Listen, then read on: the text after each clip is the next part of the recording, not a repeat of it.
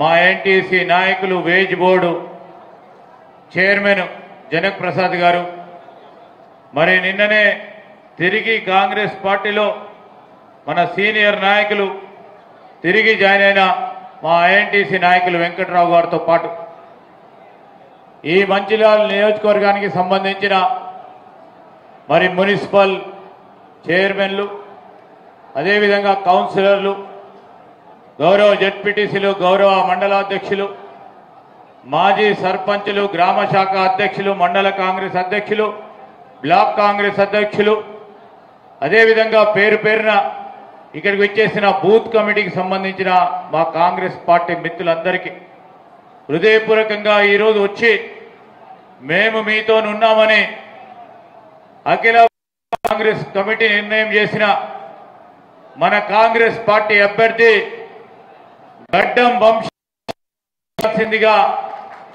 కోరడానికి యావత్ పెద్దపల్లి పార్లమెంటు నియోజకవర్గానికి సంబంధించిన కాంగ్రెస్ పార్టీ కార్యకర్తలే కాదు యావత్ ప్రజలందరూ కూడా కోరడానికి మేమందరం కూడా వచ్చాము.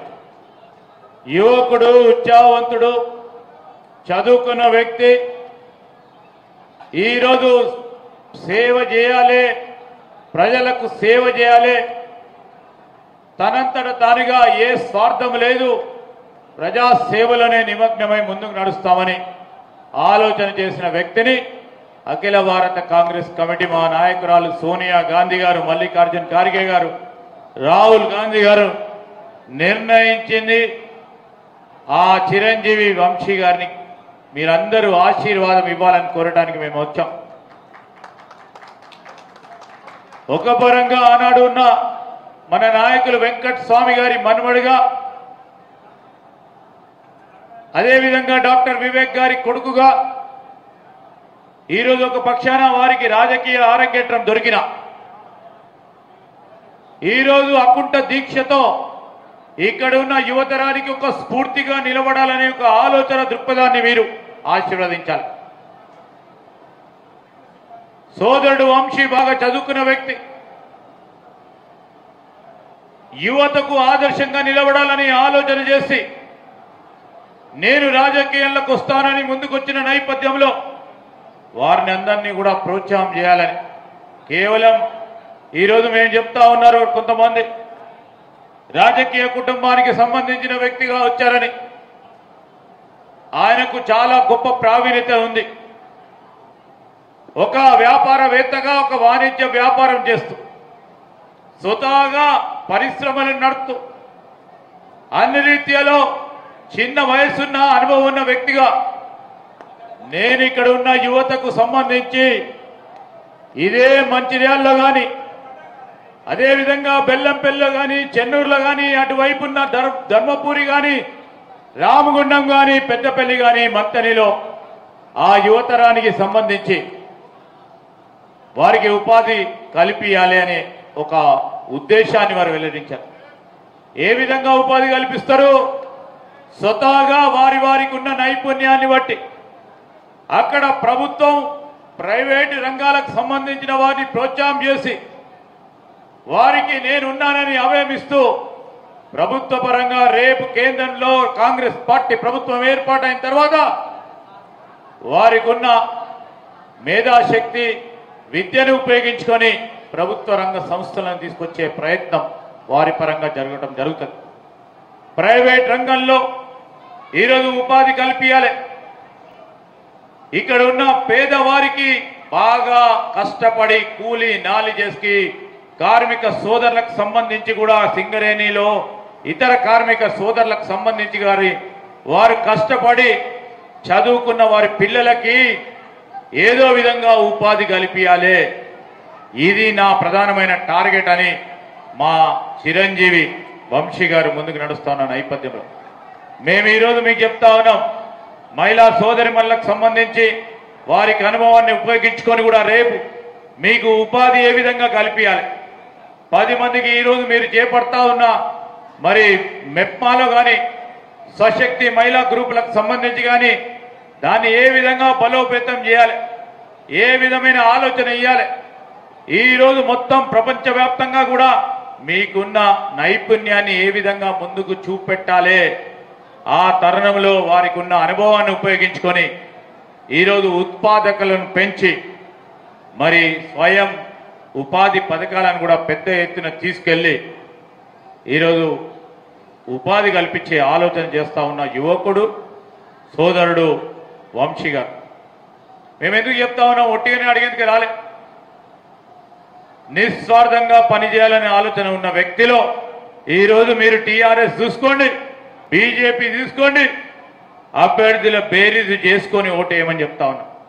నిస్వార్థంగా ముందుకు నిలబడతా ఉన్న ఒక యువకుడిని ఈరోజు ప్రజా సేవ చేయాలని అకుంఠ దీక్షతో రేపు రాబోయే కాలంలో వారి కుటుంబానికి ఉన్న రాజకీయ అనుభవాన్ని ఉపయోగించుకొని మంచి మనసుతో పనిచేయాలని ముందుకు నడుస్తా ఉన్న ఒక యువకుడిని మనం ప్రోత్సాహం చేద్దామా? కేవలం రాజకీయాల పరంగానే రేపు ఎంపీ కావాలని ఆలోచన చేసే వ్యక్తులను ఆలోచన చేద్దామా? ఒకసారి మీ ద్వారా ప్రజలకు తెలియజేయండి. మేము చెప్తా ఉన్నాం, వారి పక్షాన నిలబడటానికి మేము మొత్తం ఈ 7 నియోజకవర్గాలకు సంబంధించిన శాసనసభ్యుల్ని ఒక యువకుడిని ప్రోత్సాహం చేయాలి, ఒక యువకుడిని ముందుకు పెట్టాలి.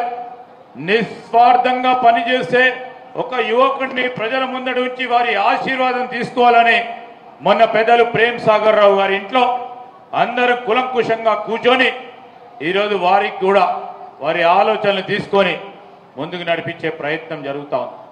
ఈ తరుణంలో నేను చెప్తా ఉన్నాం, వారికి కార్మికుల పక్షాన సింగరేణి కార్మికులు పడతా ఉన్న ఇబ్బందుల విషయంలో దాని పరిష్కార మార్గం విషయంలో గొప్ప ఆలోచన ఉంది, గొప్ప అనుభవం ఉంది. దాని ఆచరణలో పెట్టడానికి ఒక ప్రణాళిక సిద్ధం చేసుకుంటా ఉన్నారు. ఈరోజు గ్రామీణ ప్రాంతంలో ఉంటున్న మన ఎస్సీ ఎస్టీలకు సంబంధించి మరి అక్కడ ఉన్న వారి జీవన శైలిని ఏ విధంగా మెరుగుపరిచే ఒక ప్రయత్నం చేయాలో ఒక ప్రణాళిక సిద్ధం చేసుకొని ఈరోజు ప్రజల వద్దకు వెళ్తా ఉన్నారు. ఈరోజు మాల మాదిగా అదేవిధంగా నేత కానీ ఈ ఉపకులాలకు సంబంధించి ఈ వర్గాలకు సంబంధించి ఏ మేలు చేస్తే బాగుంటుంది, ఏ మేలు చేసే కార్యాచరణ తీసుకోవాలని ముందుకు నడపాలని ఆలోచన చేసిన నేపథ్యంలో మొన్న ప్రేమ్ సాగర్ రావు గారు కానీ, డాక్టర్ వివేక్ గారు కానీ, వినోద్ గారు కానీ, మా రాజ్ ఠాకూర్ గారు కానీ, విజయరమణారావు గారు కానీ, మా ప్రభుత్వ విప్ లక్ష్మణ్ కుమార్తో పాటు మేమందరం కూడా ఈ ప్రాంతాలకు సంబంధించిన నేత కానీ వర్గాలకు సంబంధించి వారందరూ ఒక డిమాండ్ చేశారు. నేతకానికి సంబంధించి కూడా ప్రత్యేకమైన కార్పొరేషన్ కాంగ్రెస్ పార్టీ పక్షాన ఏర్పాటు చేయాలని వారు అందరూ కోరితే ఈరోజు ఆ విజ్ఞప్తిని ముఖ్యమంత్రి గారికి కూడా తెలియజేయడం జరిగింది. తప్పకుండా ఎన్నికల కోడ్ ఉన్న నేపథ్యంలో ఈరోజు నేత కాని సోదరులకు ఆ వర్గానికి సంబంధించిన సంక్షేమం అభివృద్ధి విషయంలో తప్పకుండా కార్పొరేషన్ గురించి ప్రయత్నం చేసి మా ప్రభుత్వం రేపు ముఖ్యమంత్రి గారి దృష్టికి తీసుకెళ్లి ఆ విధమైన ఒక కార్యాచరణ తీసుకుంటామని అందరూ కూడా మీ అందరికీ కూడా మనవి చేస్తా ఉన్నాం. ఎందుకంటున్నామంటే ఈరోజు ఈ వర్గాలకు సంబంధించిన అనేక కార్యక్రమాలు ఈ ప్రాంతానికి సంబంధించిన వారు ఉన్నారు. ఇప్పుడే చూసిండ్రు మా మున్నూరు కాపుకు సంబంధించిన మిత్రులు. ఆ రోజు శాసనసభలో కార్పొరేషన్కు సంబంధించిన అంశం వచ్చినప్పుడు నేను శాసనసభ్యునిగా, ప్రతిపక్ష శాసనసభ్యునిగా ఆ రోజు ఈ కార్పొరేషన్లు ఏర్పాటు చేయాలని దాంట్లో భాగంగానే మున్నూరు కాపు కానీ అదేవిధంగా వివిధ మొన్న రాష్ట్ర కాంగ్రెస్ పార్టీ ప్రభుత్వం మొన్న వివిధ కార్పొరేషన్లు ఏర్పాటు చేసినాం. ఆ కార్పొరేషన్లకు సంబంధించి ఇంకొన్ని అమలు చేసే కార్యక్రమంలో ఇంతకుముందే మా సోదరులు చెప్పిండ్రు, గాండ్ల కార్పొరేషన్ ఏర్పాటు చేయాలని వారు చెప్పిండ్రు. బీసీ సంక్షేమ మంత్రి మా సోదరులు పొన్నం ప్రభాకర్ గారు దాని గురించి మరి ఆలోచన చేసి ఒక రిపోర్ట్ ఇవ్వబోతా ఉన్నారు. ఆ తరుణంలో మేము మేనిఫెస్టోలో 23 నవంబర్లో జరిగిన ఎన్నికల్లో చెప్పిన ప్రతి అంశాన్ని కూడా ముందుకు తీసుకెళ్ళాం. అదేవిధంగా సంచార జాతులకు సంబంధించిన కార్పొరేషన్కు సంబంధించి ఈరోజు మరి మోస్ట్ బ్యాక్వర్డ్ కమ్యూనిటీస్ కార్పొరేషన్ ఉంది. దాంట్లో భాగంగానే సంచార జాతి కార్పొరేషన్ కూడా ఒకటి ఏర్పాటు చేయాలని మా మేనిఫెస్టోలో గతంలో పెడితే మరి శాస్త్రీయబద్ధంగా ఎంబీసీలోంచి వారిని ఏ విధంగా బీసీ కమిషన్ ముందట ఉంచి వారికి ఒక ప్రత్యేకతనిచ్చి సంచార జాతులకు సంబంధించిన కార్పొరేషన్ 2023 మేనిఫెస్టోలో పెట్టినమో దాన్ని కూడా ముందుకు తీసుకెళ్లే ప్రయత్నం చేస్తాం. ఈరోజు మా ఆలోచన, మా లక్ష్యం ఈరోజు ఈ రాష్ట్రంలో ఈ సమాజానికి సంబంధించిన అన్ని వర్గాల వారికి మేలు చేయాలి. ఆ మేలు చేసే ప్రయత్నంలో మేము ఇచ్చిన ప్రతి మాటను నిలబెట్టుకోవాలి. ఆ నిలబెట్టుకునే ప్రయత్నంలో ఇంతకుముందు మా సోదరిమణి కానీ పెద్దలు ప్రేమ్ సాగర్ రావు గారు చెప్పినట్టు మేము ఇచ్చిన 6 గ్యారెంటీలతో పాటు మేనిఫెస్టోలో ఇతర అంశాలని ఒక్కటి తర్వాత ఒకటి అమలు చేస్తా ఉన్నాం. ఆ అమలు చేసే ప్రయత్నంలో మధ్యలో ఈరోజు ఎన్నికలు వచ్చినాయి, ఎన్నికల కోడ్ వచ్చింది. దీర్ఘకాలికంగా ఈ ఎన్నికల షెడ్యూల్ నోటిఫికేషన్ 2.5 నెలలు ఉన్న తరుణంలో ఎలక్షన్ కోడ్ ఉన్న నేపథ్యంలో ప్రభుత్వ పనులను, కొత్త పనులకు కొద్దిగా ఆటంకం కలిగింది కోడ్ ఉన్న వల్ల. అంతపూర్వక మేము 3 నెలలు నిరంతరం పొద్దునక రాత్రనక రాష్ట్ర ప్రజలకు ఇచ్చిన వాగ్దానాలను నిలబెట్టుకోవడానికి ఒకటి తర్వాత ఒకటి అమలు చేసే కార్యాచరణ తీసుకున్నాం. 3వ తారీఖు నాడు రిజల్ట్ వస్తే 7వ తారీఖు నాడు ప్రభుత్వం ముఖ్యమంత్రి గారితో పాటు మేమందరం కూడా ప్రభుత్వ బాధ్యతలు చేపడితే 9వ తారీఖు నాడు అసెంబ్లీ సమావేశాలు నిర్వహించి గౌరవ శాసన సభ్యుల ప్రమాణ స్వీకారోత్సవం చేశాం. ఇప్పుడు గొప్పగా అడుగుతా ఉన్నారే, టీఆర్ఎస్ పార్టీకి సంబంధించిన నాయకుడు కేసీఆర్ గారిని అడుగుతా ఉన్నాం. 2018లో ఎన్నికలు జరిగిన తర్వాత దాదాపు 2 నెలల తర్వాత శాసనసభను పిలిచి అప్పుడు ఎన్నుకోబడ్డ శాసన సభ్యులకు సంబంధించిన ప్రమాణ స్వీకారోత్సవం చేసి ఆనాడు మీరు ఇచ్చిన ప్రభుత్వ పరిపాలన యంత్రాంగంలో మొదటి రోజు మొదలుపెట్టిండ్రు వారు. అంటే 2 నెలల తర్వాత వారేమో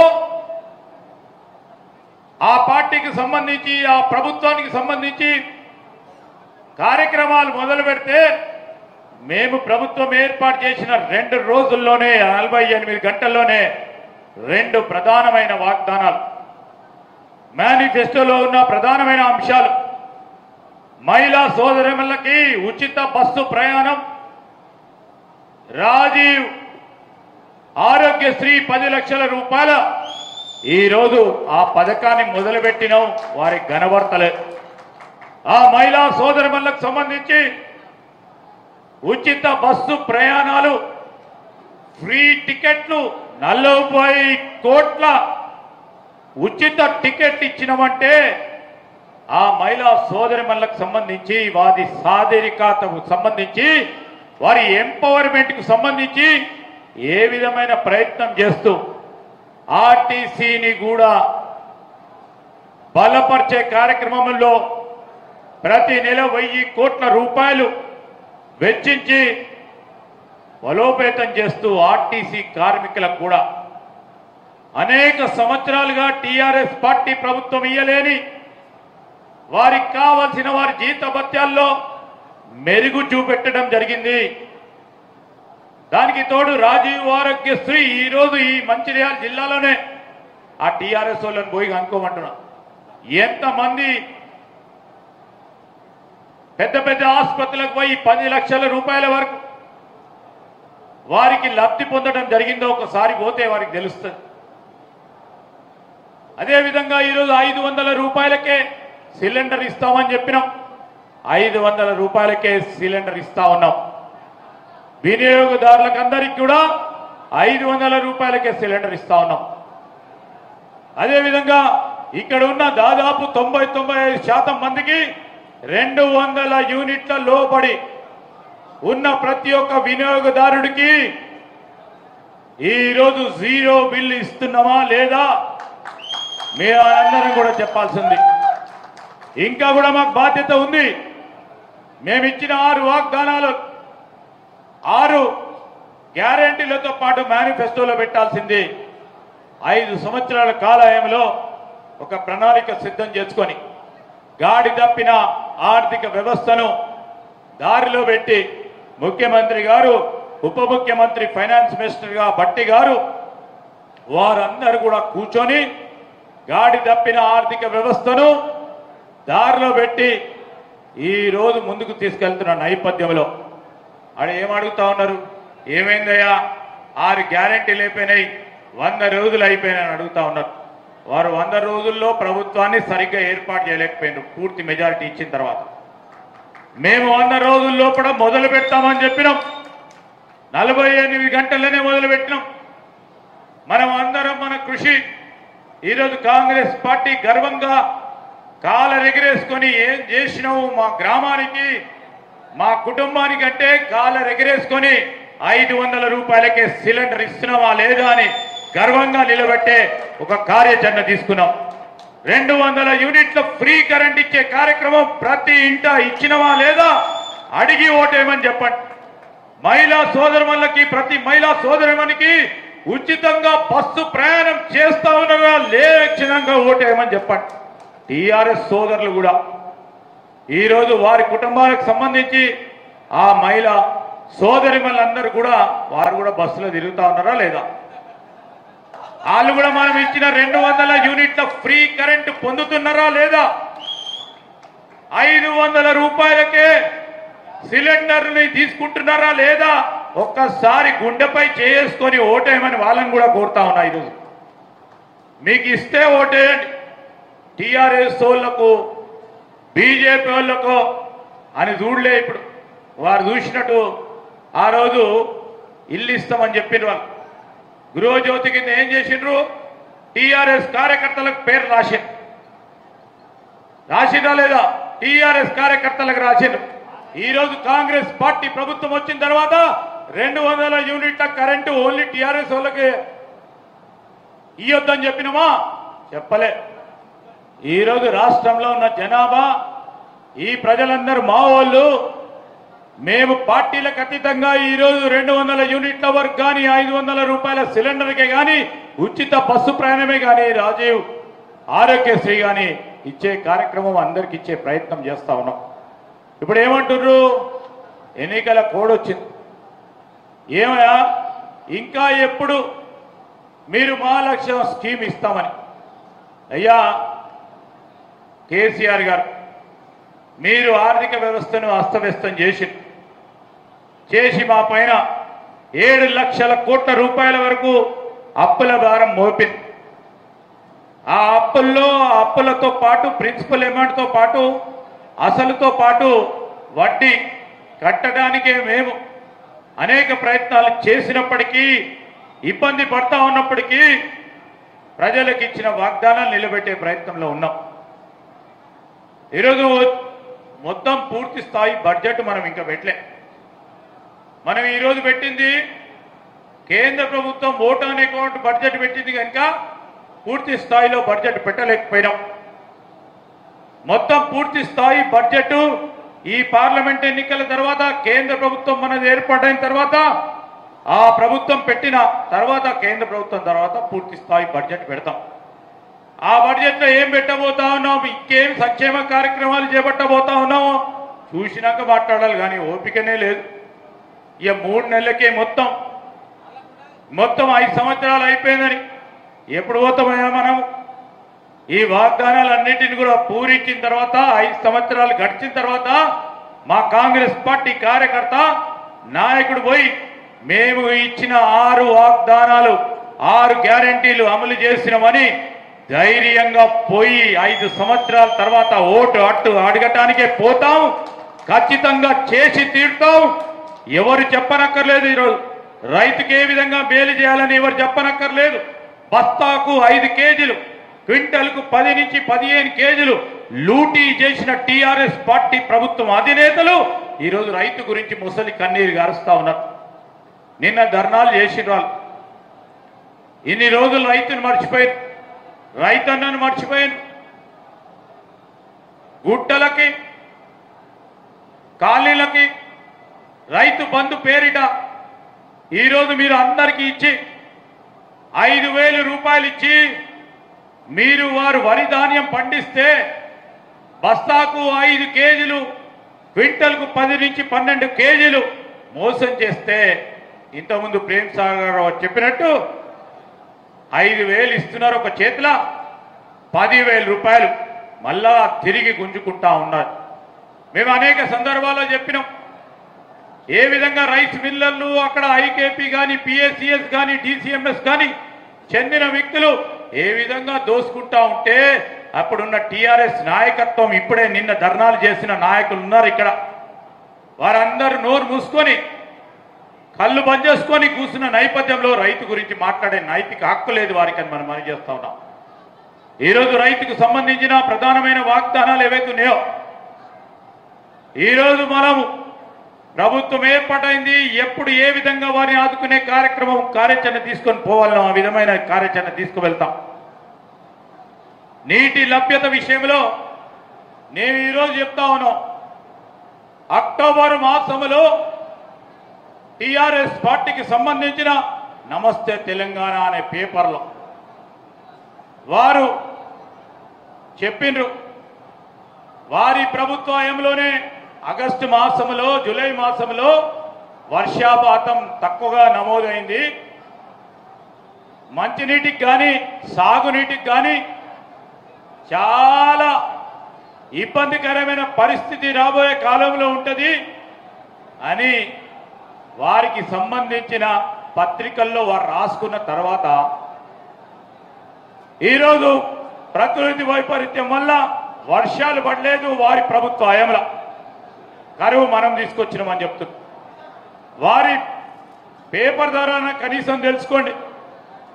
నీళ్లు తక్కువ ఉన్నాయి, వృధా చేయకుండా సాగునీరు త్రాగునీరు విషయంలో రాబోయే సమయంలో ఇబ్బందికరమైన పరిస్థితి ఉంటుందంటే ఈరోజు మనం వచ్చి 3 నెలలు కాలే కరువు తీసుకొచ్చినట్టు మనం ఏమైనా దేవతలమా? కరువు కానీ పుష్కలంగా వర్షాలు పడటానికి ప్రకృతి కనుకరిస్తే మనం నడిచే వ్యక్తులం కనుక దాన్ని ఏ విధంగా సరైన దారిలో పెట్టే ప్రయత్నం మనమందరం చేయాల్సిన బాధ్యత మన పైన ఉంటుంది. వారికి చేతగాక అప్పుడున్న సంబంధిత అధికారులు నిర్లక్ష్యం వల్ల నిర్లిప్తం వల్ల ఈరోజు కాళేశ్వరం ప్రాజెక్టుకు సంబంధించి ఆ బ్యారేజీలు కృంగిపోతే అది కూడా కాంగ్రెస్ పార్టీలు ఏం చేస్తలేరు అంటారు. ఒక పక్కన వారి మిత్రపక్షమైన బీజేపీ వారు ఆ పార్టీకి సంబంధించిన ప్రభుత్వానికి సంబంధించిన నిపుణులు వచ్చి డ్యామ్ సేఫ్టీ అధికారులు వచ్చి ఈరోజు నీళ్లు ఇక్కడ ఉండొద్దు కుంగిపోతా ఉంది మొత్తం బ్యారేజ్కే ప్రమాదం అయ్యే అవకాశం ఉందని చెప్తే నీళ్లు వారి ప్రభుత్వ హయాంలో నీళ్లు వదిలిపెడితే ఈరోజు ఏం చెప్తా ఉన్నారు? నీళ్లు వదిలిపెట్టిందని. ఇప్పుడు కూడా చెప్తా ఉన్నాం ఎవరు చేయాల్సిన పని వారు చేయాలి. ఇంజనీరింగ్ చేయాల్సిన పని ఇంజనీర్ చేయాలి, డాక్టర్ చేయాల్సిన పని డాక్టర్ చేయాలి, ఈరోజు మనం చేయాల్సిన పని మనం చేయాలి. అన్ని పనులు నేను చేస్తామంటే కాళేశ్వరం ప్రాజెక్ట్ లా ఉంటుంది. ఈరోజు మేము కూడా చెప్తా ఉన్నాం కాళేశ్వరం ప్రాజెక్టుకు సంబంధించిన బ్యారేజ్ నిర్మాణంలో ఏ విధమైన అభిప్రాయం సూచన మరి నిపుణులు ఏ విధంగానైతే సలహా సూచనలు ఇస్తారో ప్రభుత్వం ప్రణాళికబద్ధమైన కార్యక్రమం తీసుకొని దాన్ని ఏ విధంగా ముందుకు తీసుకెళ్లే ప్రయత్నం చేస్తామో మా ఉత్తమ్ కుమార్ రెడ్డి గారు చెప్పింది. ఈ సందర్భంలో ఎన్నికలు వచ్చినాయి కానీ ఇష్టరాజ్యంగా అడ్డగోలుగా పార్లమెంట్లో ఒక్క సీటు కూడా గెలిచే అవకాశం లేదని బీఆర్ఎస్ పార్టీ వారు, ఇంకో ప్రకారం బీజేపీ పార్టీ వారు ఇంకే సందర్భం దొరకలేదు. పెద్దపల్లికి వచ్చే వరకు ఇక వారి వెంకటస్వామి గారి మన్మడేనా అని మాట్లాడతారు. మేము అడుగుతా ఉన్నాం అంతకంటే మంచిగా ఉంటే చూడండి. ఒక చదువుకున్న యువకుడిని చూడాలని మేము చెప్పడానికి వచ్చినాం. ఒక మంచి వ్యక్తిత్వం ఉన్న ఒక చిన్న వయసులో ఉండి యువతరానికి స్ఫూర్తిగా నిలబడ్డ సోదరుని మేము ముందట పెట్టడానికి వచ్చినాం. ఈరోజు మేమందరం కూడా మిమ్మల్ని అడిగేది ఒక్కటే, కార్యకర్తలు నాయకులు ఇంతకుముందు మీ నాయకులు ప్రేమ్ సాగర్ రావు గారు చెప్పినట్టు మనమందరం మన గురించి కష్టపడాలి. మీరు రేపొద్దున స్థానిక సంస్థల్లో మీరే నిలబడతారు. సర్పంచ్గా, వార్డు సభ్యులుగా, ఎంపీటీసీలుగా, ఎంపీపీలుగా, జెడ్పీటీసీలుగా, సింగిల్ విండో డైరెక్టర్లుగా, సింగిల్ విండోకు సంబంధించిన అధ్యక్షులుగా ఇవన్నిటికి విషయంలో మనం మళ్ళా పునాది ఇంకా గట్టిగా చేసుకోవటానికి ఇంకా ఇప్పుడు వచ్చిన మెజారిటీ కంటే పెద్ద ఎత్తున మెజారిటీ రావాలనే ఒక సంకల్పనతో ముందుకు నడిచే ప్రయత్నం చేయండి. మేము చెప్తా ఉన్నాం, ప్రేమ్ సాగర్ రావు గారు మరి అనుభవ రీత్యా వారు శాసన మండలి సభ్యులుగా ఈ జిల్లా ప్రాథమిక మరి బ్యాంకుకు సంబంధించిన ఉమ్మడి జిల్లాకు సంబంధించిన చైర్మన్గా ఇప్పుడు శాసనసభ్యులుగా అనుభవం ఉంది. వారికి రేవంత్ రెడ్డి గారితో పాటు పెద్దవారిదందరితో కూడా మంచి సత్సంబంధాలు ఉన్నాయి. వారు చెప్పిన మరి లిఫ్ట్ ఇరిగేషన్తో పాటు ఇంకో 2-3 అంశాలు చెప్పిండు. ప్రధానంగా కరకట్టల నిర్మాణం కానీ అదేవిధంగా హాస్పిటల్ కానీ వీటన్నిటికి సంబంధించి మేము ఎప్పుడు కూడా వారు వెనుక ఉంటాం, వారిని ముందుకు నడిపే ప్రయత్నం చేస్తాం. దానికి మీరు అందరూ కూడా బలం చేకూర్చి వంశీ గారిని పెద్ద మెజారిటీతో గెలిపిస్తే ఇంకా కూడా వారికి బలం ఎక్కువైపోయి అడగడానికి ఆస్కారం. మీ అందరికీ తెలుసు, ఆయన అనుకున్నాడంటే అందరినీ ప్రశ్నిస్తాడు. ఆయన ఎవరిని కూడా ఉపేక్షించాడు. మీ అందరికీ తెలుసు, ఆయన వ్యక్తిత్వం గురించి ఎవరి గురించి కూడా ఆలోచన చేయడు. ఆయన అనుకున్నది ఇది కావాలని, ఎందుకు కావాలని పోరాటం చేస్తూనే ఉంటాడు. గట్టిగా మాట్లాడే ఉన్న వ్యక్తిత్వం ఆయనది. ప్రత్యేకంగా ఈ మంచిర్యాల నియోజకవర్గానికి సంబంధించిన ప్రధానమైన సమస్యల విషయంలో ఎక్కడ కూడా రాజీ పడడు. ఇప్పుడు మేము మాకంటే ఎక్కువ నిధులు తీసుకొచ్చిండ్రు ఈ 2-3 నెలల 200-300 కోట్ల రూపాయలు అంటే చిన్నది. అది 3 నెలలు ఇంత తీసుకొచ్చినట్టే 5 సంవత్సరాలకి ఎన్ని తీసుకొస్తారు. మరి వారి నాయకత్వాన్ని బలపరచాలంటే వంశీ గారిని ఇంకా పెద్ద మెజారిటీతో గెలిపే కార్యక్రమం చేయండి. మేము ఇప్పుడు చెప్తా ఉన్నాం, వంశీ గారిని గెలిపిస్తే ఆయన కూడా నిరంతరం మీ మధ్యలో ఉంటాడు, మీలో ఒకడిగా ఉంటాడు. ప్రేమ్ సాగర్ రావు గారి నాయకత్వంలో ఈ మంచిర్యాల నియోజకవర్గంలో వారు చెప్పిన ప్రతి పని ఢిల్లీలో ఎక్కడ ఏ అవసరం ఉన్నా చేసి పెట్టాలని అక్కడ ప్రభుత్వ పెద్దలతోని మాట్లాడి పోరాటం చేసి ఈ నియోజకవర్గ ప్రజలకు నేనున్నాను పార్లమెంట్ సభ్యుడిగా అని ఒక ఆలోచన ఉన్న వ్యక్తిగా వంశీ మీ ముందట నిలబడ్డాడు. మీరందరూ ఆశీర్వదించండి. మీరందరూ ప్రతి గ్రామానికి వెళ్ళి వంశీ గురించి ఒక 2 మాటలు చెప్పండి. యువతకు సంబంధించిన ఉపాధి విషయంలో ఒక ప్రణాళిక సిద్ధం చేసుకుంటా ఉన్నారు. ప్రతి గ్రామంలో చదువుకున్న వ్యక్తికి ఏదో విధంగా సహకారం చేయాలనే ఒక సంకల్పం ఉన్న వ్యక్తిగా యువత అంతా కూడా ముందుకు నిలబడి మరి వంశీ గారిని గెలిపించే ప్రయత్నం చేయాలి. మేము ఉన్నాం వారి పక్షాన అని తెలియజేయడానికి వచ్చాం. నేను ఇక్కడ వచ్చేసిన మా కాంగ్రెస్ పార్టీ నాయకులకి, కార్యకర్తలకి, మా అక్కలకి, చెల్లెలందరికీ కూడా ఈరోజు చిరంజీవి వంశీ గారిని పెద్ద మెజారిటీతో గెలిపించి చేతి గుర్తుకు ఓటేపించి మరొక 2-3 మార్లు ఎన్నికలు నోటిఫికేషన్ వచ్చిన తర్వాత వారు నామినేషన్ వేసిన తర్వాత అనేక సందర్భాల్లో మీతో కలుసుకుంటా ఉంటాం.